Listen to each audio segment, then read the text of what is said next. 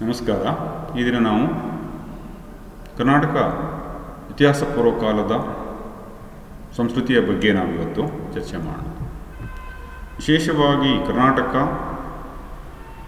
ಅತ್ಯಂತ ಪ್ರಾಚೀನ ಮಾನವ ಸಂಸ್ಕೃತಿಯನ್ನು ಹೊಂದಿರತಕ್ಕಂಥ ಪ್ರದೇಶ. ಪ್ರಾಚೀನ ಕಾಲದಲ್ಲಿ ಈ ಭೂಭಾಗವನ್ನು ಮತ್ತು ಪ್ರಯಾದ್ವೀಪದ ಪ್ರಸ್ಥಭೂಮಿಯನ್ನು ಜಂಬೂದ್ವೀಪ ಅಂತೇಳಿ ಮಹಾಕಾವ್ಯಗಳಲ್ಲಿ ಪುರಾಣಗಳಲ್ಲಿ ಉಲ್ಲೇಖವಾಗಿರ್ತಕ್ಕಂಥದ್ದು ನಾವು ಗೊತ್ತಾಗುತ್ತೆ. ಅಪಾರ ಪ್ರಮಾಣದ ಆದಿಮಾನವನ ನೆಲೆಗಳು ಕರ್ನಾಟಕದ ವಿವಿಧ ಭಾಗಗಳಲ್ಲಿ ನಮಗೆ ದೊರೆತಿರ್ತಕ್ಕಂಥದ್ದನ್ನು ನಾವಲ್ಲಿ ಮುಖ್ಯವಾಗಿ ಗುರುತಿಸ್ತಾ ಹೋಗ್ತೀವಿ. ಈ ಹಿನ್ನೆಲೆಯಲ್ಲಿ ನಾವು ಈ ಇತಿಹಾಸ ಪೂರ್ವ ಮಾನವ ಸಂಸ್ಕೃತಿಯ ಬಗ್ಗೆ ಇಲ್ಲಿ ನಾವು ಅಧ್ಯಯನ ಮಾಡ್ತೀವಿ. The early man appeared 50,000 years ago. ಆದಿಮಾನವ ಸುಮಾರು 50,000 ವರ್ಷಗಳ ಹಿಂದೆ ಕಾಣಿಸ್ಕೊಂಡಿರ್ತಕ್ಕಂಥದ್ದು ನೋಡ್ತೀವಿ. The evolution of human beings in long process. ಈ ಮಾನವ ಸಂಸ್ಕೃತಿ ಅಥವಾ ಮಾನವನ ಬೆಳವಣಿಗೆಯಲ್ಲಿ ಒಂದು ಸುದೀರ್ಘ ಕಾಲಘಟ್ಟದಲ್ಲಿ ಇದು ಬೆಳವಣಿಗೆ ಆಗಿರ್ತಕ್ಕಂಥದ್ದು, ವಿಕಾಸವಾಗಿರ್ತಕ್ಕಂಥದ್ದು ನಾವು ನೋಡ್ತಾ ಹೋಗ್ತೀವಿ. Prehistory means the study of human culture before the written documents or the art of the writings. ಇತಿಹಾಸ ಪೂರ್ವಕಾಲ ಅಂದರೆ ಮಾನವನು ಬರವಣಿಗೆಯ ಕಲೆಯನ್ನು ತಿಳಿದುಕೊಳ್ಳುವ ಪೂರ್ವದಲ್ಲಿ ಅಥವಾ ಬರವಣಿಗೆಯ ದಾಖಲೆಗಳು ಲಭ್ಯವಿರದೇ ಇರತಕ್ಕಂಥ ಕಾಲಘಟ್ಟದ ಮಾನವ ಸಂಸ್ಕೃತಿಯ ಅಧ್ಯಯನವನ್ನು ನಾವು ಇತಿಹಾಸ ಪೂರ್ವ ಕಾಲ ಅಂತೇಳಿ ನಾವಲ್ಲಿ ಕರಿತಾ ಹೋಗ್ತೀವಿ. ಅಂದರೆ ಈ ಸಂದರ್ಭಕ್ಕೆ ನಾವು ಕೇವಲ ಪುರಾತತ್ವಶಾಸ್ತ್ರೀಯ ಆಧಾರಗಳನ್ನು ಮಾತ್ರ ನಾವು ಅವಲಂಬಿಸಿಕೊಂಡು ಮಾನವ ಸಂಸ್ಕೃತಿಯನ್ನು ಅಧ್ಯಯನ ಮಾಡ್ತಕ್ಕಂಥದ್ದನ್ನು ನಾವು ಮುಖ್ಯವಾಗಿ ನೋಡ್ತಾ ಹೋಗ್ತೀವಿ. It has many sites of prehistoric period. Most of them are found on the river valleys of Krishna, Bhima, Malaprabha, Ghataprabha, Kaveri, Tungabhadra, Pennar ಮುಂತಾದವು. ಕರ್ನಾಟಕದಲ್ಲಿ ಹರಿತಕ್ಕಂಥ ಅನೇಕ ನದಿ ಕಣಿವೆ ಪ್ರದೇಶಗಳಲ್ಲಿ, ನದಿ ದಂಡೆಗಳ ಮೇಲೆ ಈ ಇತಿಹಾಸ ಪೂರ್ವಕಾಲದ ಮಾನವ ಸಂಸ್ಕೃತಿಯ ನೆಲೆಗಳು ನಮಗೆ ಕಂಡು ಬಂದಿರತಕ್ಕಂಥದ್ದನ್ನು ನಾವು ನೋಡ್ತಾ ಹೋಗ್ತೀವಿ. Prehistoric studies in India started with the discovery of the ash mounds at Kupgal and Kudatini Bellary district in 1836. ಈ ಕುಪ್ಪಗಲ್ ಮತ್ತು ಕುಡುತಣಿಯಲ್ಲಿ ಬೂದಿ ಗುಡ್ಡೆಗಳನ್ನು ಪತ್ತೆ ಹಚ್ಚುವುದರ ಮೂಲಕ ಈ ಇತಿಹಾಸ ಪೂರ್ವಕಾಲದ ಆದಿಮಾನವನ ಸಂಸ್ಕೃತಿಯ ಅಧ್ಯಯನ ಪ್ರಾರಂಭವಾಗಿರ್ತಕ್ಕಂಥದ್ದನ್ನು 1836ರಿಂದಲೇ ಪ್ರಾರಂಭವಾಗಿರ್ತಕ್ಕಂಥದ್ದನ್ನು ನಾವು ನೋಡ್ತಾ ಹೋಗ್ತೀವಿ. Robert Bruce Foote discovered the remains of stone age at Pallavaram in Tamil Nadu. ಆದಿಮಾನವನ ಅವಶೇಷಗಳನ್ನು ಈ ತಮಿಳುನಾಡಿನ ಪಲ್ಲವರಂ ಜಿಲ್ಲೆಯಲ್ಲಿ ರಾಬರ್ಟ್ ಬ್ರೂಸ್ಫುಟ್ ಎಂಬುವರು 1863ರ ವೇಳೆಗೆ ಪತ್ತೆ ಹಚ್ಚುವುದರ ಮೂಲಕ ಪುರಾತತ್ವಶಾಸ್ತ್ರೀಯ ಅಧ್ಯಯನ ಪ್ರಾರಂಭವಾಗಿರ್ತಕ್ಕಂಥದ್ದನ್ನು ನಾವು ನೋಡ್ತಾ ಹೋಗ್ತೀವಿ. That's why he considered as A father of archaeology, Indian archaeology ಅಂತೇಳಿ ಕೂಡ ನಾವು ಕರಿತಾ ಹೋಗ್ತೀವಿ. ರಾಬರ್ಟ್ ಬ್ರೂಸ್ಫುಟ್ರವನ್ನು ಭಾರತ ಶಾಸ್ತ್ರದ ಪಿತಾಮಹ ಅಂತೇಳಿ ಕೂಡ ಅವರನ್ನು ಕರಿತಕ್ಕಂಥದ್ದನ್ನು ನಾವು ನೋಡ್ತಾ ಹೋಗ್ತೀವಿ. And he discovered the weapons in Khyad in Vijayapura district. ಜೊತೆಗೆ ವಿಜಯಪುರ ಜಿಲ್ಲೆಯ ಕ್ಯಾದ್ನಲ್ಲಿ ಆದಿಮಾನವನು ಬಳಸಿರ್ತಕ್ಕಂಥ ಕೆಲವೊಂದು ಆಯುಧಗಳನ್ನು ಪತ್ತೆ ಹಚ್ಚಿರ್ತಕ್ಕಂಥದ್ದು ಕೂಡ ನಾವು ನೋಡ್ತಾ ಹೋಗ್ತೀವಿ. Later on Meadows Taylor, Mortimer Wheeler, R V Joshi, H D Sankalia, M H. Krishna, A Sundara and many others are the archaeologist who discovered innumerable prehistoric sites in Karnataka. Robert Bruce Foote ಅವರು ಕ್ಯಾದ್ನಲ್ಲಿ ಮತ್ತು ಈ ಪಲ್ಲವರಂನಲ್ಲಿ ಮಾನವ ಅಸ್ಥಿಯನ್ನು ಅಥವಾ ಆದಿಮಾನವನ ಆಯುಧಗಳನ್ನು ಪತ್ತೆ ಹಚ್ಚಿದ ನಂತರದಲ್ಲಿ ಕರ್ನಾಟಕದ ವಿವಿಧ ಭಾಗಗಳಲ್ಲಿ ಅನೇಕ ಪ್ರಾಚ್ಯಶಾಸ್ತ್ರಜ್ಞರು, ಮೆಡೋಸ್ ಟೈಲರ್ ಇರ್ಬೋದು, Mortimer Wheeler, R V Joshi, H D Sankalia, M H. Krishna, A Sundara ಮುಂತಾದವರು ಅನೇಕ ನಿವೇಶನಗಳನ್ನು, ಆದಿಮಾನವನ ನೆಲೆಗಳನ್ನು ಕರ್ನಾಟಕದ ವಿವಿಧ ಭಾಗಗಳಲ್ಲಿ ಪತ್ತೆ ಹಚ್ಚಿರ್ತಕ್ಕಂಥದ್ದನ್ನು ನಾವು ಮುಖ್ಯವಾಗಿ ನೋಡ್ತಾ ಹೋಗ್ತೀವಿ. The first tool was discovered, the hand axe, which originated in Africa. ಕರ್ನಾಟಕದಲ್ಲಿ ಮೊದಲ ಒಂದು ಆದಿಮಾನವನ ಆಯುಧ ಯಾವುದನ್ನು ದೊರೆತಿರ್ತಕ್ಕಂಥ ಹ್ಯಾಂಡ್ ಆಕ್ಸ್ ಅಂತ ಹೇಳಿ, ಕೈಗುಡಲಿ, ಅತ್ಯಂತ ಪ್ರಾಚೀನ ಒಂದು ಆಯುಧ ನಮಗೆ ಲಭ್ಯವಾಗಿರ್ತಕ್ಕಂಥದ್ದನ್ನು ನಾವು ನೋಡ್ತಾ ಹೋಗ್ತೀವಿ. ಇದು ಆಫ್ರಿಕಾ ಮೂಲವನ್ನು ಹೊಂದಿರತಕ್ಕಂಥದ್ದು ನೋಡ್ತಾ ಹೋಗ್ತೀವಿ. The stone age culture can be classified into 3 divisions. ಇತಿಹಾಸ ಪೂರ್ವಕಾಲದ ಆದಿಮಾನವ ಕಲ್ಲಿನ ಆಯುಧಗಳನ್ನು ಹೆಚ್ಚಾಗಿ ಬಳಸಿರುವುದರಿಂದ ಈ ಕಾಲಘಟ್ಟವನ್ನು ಶಿಲಾಯುಗ ಅಂತೇಳಿ ನಾವು ಕರಿತೇವೆ. due to the use of stone weapons during the prehistoric man. That's why this period was considered as a Stone Age culture.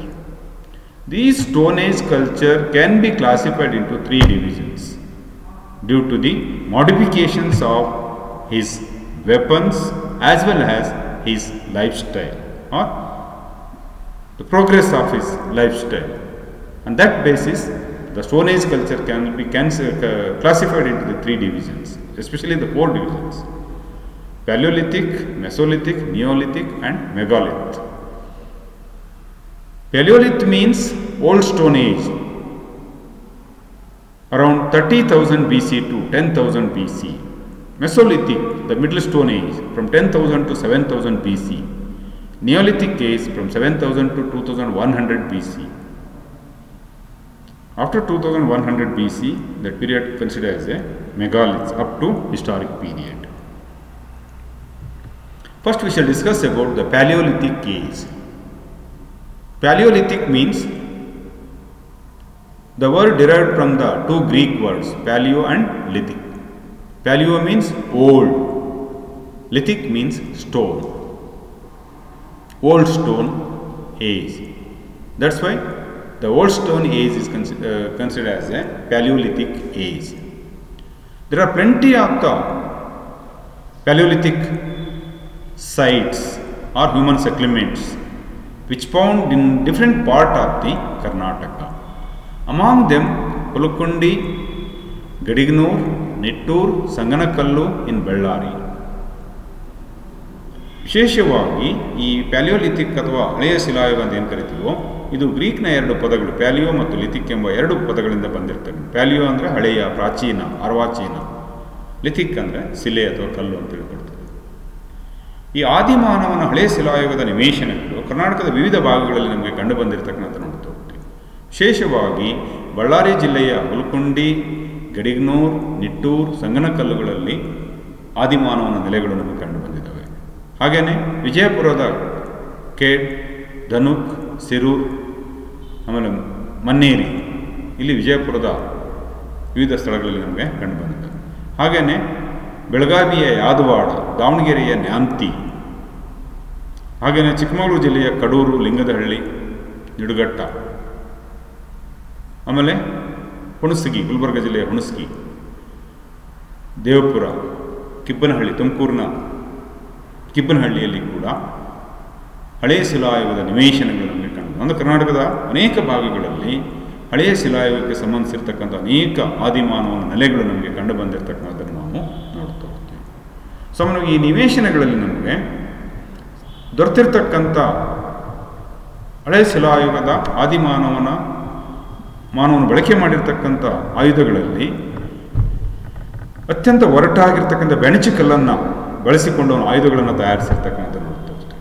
ಹಾಗಾಗಿ ಈ ಹಳೆಯ ಶಿಲಾಯುಗವನ್ನು ಇನ್ನೊಂದು ಹೆಸರಿಂದ ಕೊಡ್ತಾರೆ, ಕ್ವಾಡ್ರಜೈಟ್ ಏಜ್ ಅಂತ ಕರೀತಾರೆ. ಬೆಣಚು ಕಲ್ಲಿನ ಯುಗ ಅಂತೇಳಿ ಕರೀತಕ್ಕಂಥದ್ದನ್ನು ನಾವು ನೋಡ್ತಾ ಹೋಗ್ತೀವಿ. ಏಕೆಂದರೆ ಈ ಸಂದರ್ಭದಲ್ಲಿ ತನ್ನ ಆಯುಧಗಳ ತಯಾರಿಕೆಗೆ ಅತ್ಯಂತ ಒರಟಾಗಿರ್ತಕ್ಕಂಥ, ಗಡುಸಾಗಿರ್ತಕ್ಕಂಥ ಬೆಣಚು ಕಲ್ಲನ್ನು ಬಳಕೆ ಮಾಡಿಕೊಂಡಿರೋದ್ರಿಂದ ಈ ಕಾಲಘಟ್ಟವನ್ನು ಬೆಣಚು ಕಲ್ಲಿನ ಯುಗ, ಕ್ವಾಡ್ರಜೈಟ್ ಏಜ್ ಅಂತೇಳಿ ಇದನ್ನು ಕರೀತಕ್ಕಂಥದ್ದನ್ನು ನಾವು ನೋಡ್ತಾ ಹೋಗ್ತೀವಿ. ಈ ಕಾಲಘಟ್ಟದಲ್ಲಿ ಅವನು ಅನೇಕ ಕೆಲವೊಂದು ಒರಟಾಗಿರ್ತಕ್ಕಂಥ ಹಾಗೆ ಸಹಜವಾಗಿರ್ತಕ್ಕಂಥ ಶಿಲೆಗಳನ್ನು ಅಲ್ಪ ಸ್ವಲ್ಪ ಮಾರ್ಪಾಡು ಮೂಲಕ ಪ್ರಾಣಿಗಳ ಬೇಟೆಗೆ, ಗೆಡ್ಡೆ ಗೆಣಸುಗಳನ್ನು ಅಗಿಲಿಕ್ಕೆ ಅವನು ಆಯುಧಗಳ ಬಳಕೆ ಮಾಡಿಕೊಂಡಿದ್ದಾನೆ. ಕಲ್ಲಿನ ಆಯುಧಗಳನ್ನು ಬಳಕೆ ಮಾಡಿಕೊಂಡಿದ್ದಾನೆ. ಅದರಲ್ಲಿ ಪ್ರಮುಖವಾಗಿ ಈ ಕೈಗುಡಲಿ ಪ್ರಮುಖವಾಗಿರ್ತಕ್ಕಂಥದ್ದು. ಇದು ಯುರೋಪ್ ಮತ್ತು ಆಫ್ರಿಕಾದ ಅವೇಲಿಯನ್ ಮತ್ತು ಅಶೂಲಿಯನ್ ಮಾದರಿಯಲ್ಲಿ ಈ ಕೈಗುಡಲಿ ಇರ್ತಕ್ಕಂಥದ್ದು. ಫ್ರಾನ್ಸ್ನ ಅವೇಲಿಯನ್ ಮತ್ತು ಆಫ್ರಿಕಾದ ಈ ಅಶೂಲಿಯನ್ ಮಾದರಿಯ ಕೈಗುಡಲಿ ಈ ವಿವಿಧ ನಿವೇಶನಗಳಲ್ಲಿ ನಮಗೆ ಲಭ್ಯವಾಗಿರ್ತಕ್ಕಂಥದ್ದನ್ನು ನಾವು ಮುಖ್ಯವಾಗಿ ನೋಡ್ತಾ ಹೋಗ್ತೀವಿ. ಈ ಆದಿಮಾನವ ಅಥವಾ ಹಳೆ ಶಿಲಾಯುಗದ ಮಾನವನ ಜನಜೀವನ ಹೇಗಿತ್ತು ಅಂತ ನೋಡ್ತಾ ಹೋದರೆ, the prehistoric man lived on the bank of rivers as nomad. ಆದಿಮಾನವ ಅಲೆಮಾರಿಯಾಗಿ, ಪ್ರಾಣಿಗಳ ರೀತಿಯ ಅಲೆಮಾರಿಯಾಗಿ, ಗುಂಪು ಗುಂಪಾಗಿ ನದಿ ದಂಡೆಗಳ ಮೇಲೆ ವಲಸೆ ಜೀವನವನ್ನು ನಡೆಸಿರ್ತಕ್ಕಂಥದ್ದನ್ನು ನಾವು ನೋಡ್ತಾ ಹೋಗ್ತೀವಿ. Wandering from one place to another place for hunting and collection of roots and fruits. ಆ ಸುತ್ತಮುತ್ತಲ ಪ್ರದೇಶಗಳಲ್ಲಿ ಅಲೆದಾಡುತ್ತಾ ಪ್ರಾಣಿಗಳನ್ನು ಬೇಟೆಯಾಡ್ತಕ್ಕಂಥದ್ದು, ಗೆಡ್ಡೆ ಗೆಣಸುಗಳನ್ನು ಕಲೆ ಹಾಕ್ತಕ್ಕಂಥದ್ದು ಮತ್ತು ಹಣ್ಣು ಹಂಪಲುಗಳನ್ನು ಕಲೆ ಹಾಕಲಿಕ್ಕಾಗಿ ಅಲೆಮಾರಿ ಜೀವನವನ್ನು ನಡೆಸಿರ್ತಕ್ಕಂಥದ್ದು ನಾವು ನೋಡ್ತಾ ಹೋಗ್ತೇವೆ. ಜೊತೆಗೆ ಮಳೆ ಬಿಸಿಲುಗಳಿಂದ ಚಳಿಯಿಂದ ದೇಹವನ್ನು ರಕ್ಷಣೆ ಮಾಡಿಕೊಳ್ಳಿಕ್ಕೆ ಈ covered with his body with leather and animal bark, leather of animal and bark of tree and leaves, ಪ್ರಾಣಿಯ ಚರ್ಮಗಳನ್ನು, ಮರದ ತೊಗಟೆಯನ್ನು ಅಥವಾ ಎಲೆಗಳನ್ನು ದೇಹದ ರಕ್ಷಣೆಗೆ ಅವನು ಬಳಕೆ ಮಾಡಿರ್ತಕ್ಕಂಥ ನೋಡ್ತಾ ಹೋಗ್ತೇವೆ. ಜೊತೆಗೆ ವಿಶ್ರಾಂತಿಗಾಗಿ ಗುಹೆಗಳಲ್ಲಿ ಅಥವಾ ಬಂಡೆಗಳ ಕೆಳಗೆ ಅಥವಾ ಮರದ ಪೊಟರೆಗಳಲ್ಲಿ ತನ್ನ ಜೀವನವನ್ನು ಕಳೆದಿರ್ತಕ್ಕಂಥದ್ದನ್ನು ನಾವಲ್ಲಿ ನೋಡ್ತಾ ಹೋಗ್ತೀವಿ. ಸಾಮಾನ್ಯವಾಗಿ ಈ ಕಾಲಘಟ್ಟದಲ್ಲಿ ಪ್ರಾಣಿಗಳಿಗಿನ್ನ ಸ್ವಲ್ಪ ಭಿನ್ನವಾಗಿರ್ತಕ್ಕಂಥ ಆದಿಮಾನವ ಹಸಿ ಪದಾರ್ಥಗಳನ್ನೇ, ಕಚ್ಚಾ ಪದಾರ್ಥಗಳನ್ನೇ ಆಹಾರವನ್ನಾಗಿ ಬಳಕೆ ಮಾಡಿ ಹಸಿ ಮಾಂಸವನ್ನು, ಹಸಿ ಗಡ್ಡೆ ಗೆಣಸುಗಳನ್ನು ತಿಂದು ಜೀವನವನ್ನು ಸಾಗಿಸಿರ್ತಕ್ಕಂಥದ್ದನ್ನು ನಾವಲ್ಲಿ ನೋಡ್ತಾ ಹೋಗ್ತೀವಿ. Next we will discuss about Mesolithic age. Mesolithic means middle stone age. Meso means middle, lithic means stone. Both these two words derived from the Greek language. Middle stone age ಅಂತೇಳಿ ಕರಿತೀವಿ ನಾವು. ಈ ಮಧ್ಯಶಿಲಾಯುಗದ ನಿವೇಶನಗಳು ನಮಗೆ ಎಲ್ಲೆಲ್ಲಿ ಕಂಡು ಬರ್ತವೆ ಅಂದರೆ ಬೆಂಗಳೂರಿನ ಜಾಲಹಳ್ಳಿಯಲ್ಲಿ, ಬಳ್ಳಾರಿಯ ಸಂಗನಕಲ್ಲು, ಸಾಲವಟಗಿ, ಚಿತ್ರದುರ್ಗದ ಬ್ರಹ್ಮಗಿರಿ, ಗುಲ್ಬರ್ಗದ ಅಣಸಗಿ, ತುಮಕೂರಿನ ಕಿಬ್ಬನಹಳ್ಳಿ, ತಿಮ್ಮನಹಳ್ಳಿ, ಅನಗವಾಡಿ, ಹೀಗೆ ವಿವಿಧ ಭಾಗಗಳಲ್ಲಿ ನಮಗೆ ಮಧ್ಯಶಿಲಾಯುಗದ ಆದಿಮಾನವನ ನೆಲೆಗಳು ನಮಗೆ ಕಂಡು ಬಂದಿರತಕ್ಕಂಥದ್ದನ್ನು ನಾವಿಲ್ಲಿ ನೋಡ್ತಾ ಹೋಗ್ತೀವಿ. ಸೊ ಮಧ್ಯಶಿಲಾಯುಗದಲ್ಲಿ ಆದಿಮಾನವನು ಅತ್ಯಂತ ಸೂಕ್ಷ್ಮವಾದ ಆಯುಧಗಳನ್ನು ಬಳಕೆ ಮಾಡಿರೋದರಿಂದ ಪುರಾತತ್ವ ಶಾಸ್ತ್ರಜ್ಞರು ಮಧ್ಯಶಿಲಾಯುಗದ ಆಯುಧಗಳ ಆಧಾರದ ಮೇಲೆ ಈ ಕಾಲಘಟ್ಟವನ್ನು ಮೈಕ್ರೋಲಿತ್ ಅಂತೇಳಿ ಕರೀತಾರೆ. ಸೂಕ್ಷ್ಮ ಶಿಲಾಯುಗ ಅಂತೇಳಿ ಇದನ್ನು ಕರೆದಿರ್ತಕ್ಕಂಥದ್ದನ್ನು ನಾವಿಲ್ಲಿ ನೋಡ್ತಾ ಹೋಗ್ತೀವಿ. ಮೈಕ್ರೋಲಿತ್ ಏಜ್ ಅಂತೇಳಿ ಇದನ್ನು ಕರೀತಾರೆ. ಮುಖ್ಯವಾಗಿ ಈ ಸಂದರ್ಭದಲ್ಲಿ ದ ನೈಪ್ ಎಡ್ಜ್, ಅತ್ಯಂತ ಮೊನಚಾಗಿರ್ತಕ್ಕಂಥ ಕತ್ತಿಗಳನ್ನು ಬಳಕೆ, ಕಲ್ಲಿನ ಕತ್ತಿಗಳನ್ನು ಬಳಕೆ ಮಾಡೋದು, ಹ್ಯಾಂಡ್ ಡ್ರಿಲ್ಸ್ ಬಳಕೆ ಮಾಡಿರ್ತಕ್ಕಂಥದ್ದು. ಅನಂತರದಲ್ಲಿ jasper, agate, chart stone, ivory and bones tools var used. ಸಾಮಾನ್ಯವಾಗಿ ಎರಡೂ ಕಡೆ ಶಾರ್ಪ್ ಮಾಡಿರ್ತಕ್ಕಂಥ ಕತ್ತಿಗಳಿರ್ಬೋದು, ಕಲ್ಲಿನ ಮಾದರಿಯ ಕತ್ತಿಗಳನ್ನು ಬಳಕೆ ಮಾಡಿರ್ತಕ್ಕಂಥದ್ದು. ಹಾಗೆಯೇ ದಂತದ ಆಯುಧಗಳನ್ನು ಬಳಕೆ ಮಾಡ್ತು, ಬೋನಿನ ಎಲುಬಿನಿಂದ ಮಾಡಿರ್ತಕ್ಕಂಥ ಆಯುಧಗಳನ್ನು, ಮೀನಿನ ಗಾಳ ಇರ್ಬೋದು, ಇನ್ನಿತರೆ ಆಯುಧಗಳನ್ನು, ಸೂಕ್ಷ್ಮವಾಗಿರ್ತಕ್ಕಂಥ ಆಯುಧಗಳನ್ನು ಈ ಸಂದರ್ಭದಲ್ಲಿ ಬಳಕೆ ಮಾಡಿರೋದ್ರಿಂದ ಈ ಕಾಲವನ್ನು ನಾವು ಮೈಕ್ರೋಲಿತ್ಸ್ ಅಂತೇಳಿ ಕರಿತಕ್ಕಂಥದ್ದನ್ನು ನಾವಿಲ್ಲಿ ನೋಡ್ತಾ ಹೋಗ್ತೀವಿ. ಈ ಸಂದರ್ಭದಲ್ಲಿ ಅವನ ಜನಜೀವನ ಹೇಗಿತ್ತು ಅಂತ ನೋಡಿದ್ರೆ, the man begin from food gathering to food production. ಈ ಕಾಲಘಟ್ಟದ ಸ್ವಲ್ಪ ಬದಲಾವಣೆಗಳಾಗಿರ್ತಕ್ಕಂಥ, ಆಹಾರಕ್ಕಾಗಿ ಅಲೆಮಾರಿ ಜೀವನವನ್ನು ಸಾಕ್ತಕ್ಕಂಥ ಆದಿಮಾನವ ಆಹಾರ ಉತ್ಪಾದನೆಯತ್ತ ಸಾಗಿರ್ತಕ್ಕಂಥದ್ದನ್ನು ನೋಡ್ತಾ ಹೋಗ್ತೀವಿ. ಜೊತೆಗೆ ತಾನು ಉತ್ಪಾದಿಸಿರ್ತಕ್ಕಂಥ ಆಹಾರಗಳನ್ನು ಸಂಗ್ರಹಿಸಿಡ್ಲಿಕ್ಕಾಗಿ ಕೈಯಿಂದ ಮಾಡಿರ್ತಕ್ಕಂಥ ಮಡಕೆಗಳನ್ನು ಬಳಕೆ ಮಾಡಿರ್ತಕ್ಕಂಥದ್ದು. ಜೊತೆಗೆ ಶವ ಸಂಸ್ಕಾರ ಮಾಡ್ತಕ್ಕಂಥ ಒಂದು ಪರಿಜ್ಞಾನ ಬೆಳೆದಿರ್ತಕ್ಕಂಥ ಬರಿಯಲ್ಸ್ ಆಫ್ ದಿ ಡೆಡ್ ಬಾಡೀಸ್. ಜೊತೆಗೆ ತನ್ನ ಬೇಟೆಗಾಗಿ, ರಕ್ಷಣೆಗಾಗಿ ನಾಯಿಯನ್ನು ಸಾಕಲಿಕ್ಕೆ ಪ್ರಾರಂಭ ಮಾಡೋದ್ರ ಮೂಲಕ ಪಶುಪಾಲನೆಗೆ ಇದು ಪ್ರೇರಣೆಯಾಗಿರ್ತಕ್ಕಂಥದ್ದು ನೋಡ್ತೀವಿ. ಜೊತೆಗೆ ಗೆಡ್ಡೆ ಗೆಣಸುಗಳನ್ನು ತಿಂದು ಎಸ್ತು ಅದು ಹುಲಸಾಗಿ ಬೆಳೆದಿದ್ದರಿಂದ ಕೃಷಿಯ ಚಟುವಟಿಕೆಗೆ ಕೂಡ ಇದು ಪ್ರೇರಣೆಯಾಗಿ ಫುಡ್ ಪ್ರೊಡಕ್ಷನ್, ಆಹಾರ ಉತ್ಪಾದನೆಯತ್ತವನು ವಿಕಾಸ ಹೊಂದಿರತಕ್ಕಂಥದ್ದನ್ನು ನಾವು ಮುಖ್ಯವಾಗಿ ಗುರುತಿಸ್ತಾ ಹೋಗ್ತೀವಿ. ಅಂದರೆ ಅವನ ಜನಜೀವನದಲ್ಲಿ ಬದಲಾವಣೆಗಳಾಗಿರ್ತಕ್ಕಂಥದ್ದನ್ನು ನಾವು ನೋಡ್ತಾ ಹೋಗ್ತೀವಿ.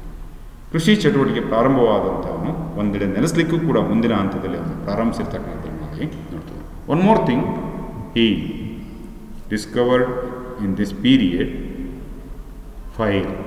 ಬೆಂಕಿ, ಆಕಸ್ಮಿಕವಾಗಿ ಇವನಿಗೆ ಬೆಂಕಿಯ ಪರಿಚಯ ಆಗಿರ್ತಕ್ಕಂಥದ್ದನ್ನು ಕೂಡ ನಾವು ಮುಖ್ಯವಾಗಿ ನೋಡ್ತಾ ಹೋಗ್ತೀವಿ. ಹಾಗಾಗಿ ಆಹಾರ ಧಾನ್ಯಗಳನ್ನು ಬೇಯಿಸಿ ತಿಂತಕ್ಕಂಥದ್ದು ಕೂಡ ಈ ಸಂದರ್ಭದಲ್ಲಿ ಪ್ರಾರಂಭವಾಗಿರ್ತಕ್ಕಂಥದ್ದು ನಾವು ಮುಖ್ಯವಾಗಿ ಗುರುತಿಸ್ತಾ ಹೋಗ್ತೀವಿ. ಇಷ್ಟು ಬದಲಾವಣೆಗಳನ್ನು ನಾವು ಮಧ್ಯಶಿಲಾಯುಗದಲ್ಲಿ ನಾವು ನೋಡ್ತಾ ಹೋಗ್ತೀವಿ. ನೆಕ್ಸ್ಟ್ ಪೀರಿಯಡಲ್ಲಿ ನವಶಿಲಾಯುಗ ಮತ್ತು ಬೃಹತ್ ಶಿಲಾ ಸಮಾಧಿ ಯುಗದ ಬಗ್ಗೆ ನೆಕ್ಸ್ಟ್ ಪೀರಿಯಡಲ್ಲಿ ಡೀಟೇಲ್ ಆಗಿ ಚರ್ಚೆ ಮಾಡೋಣ.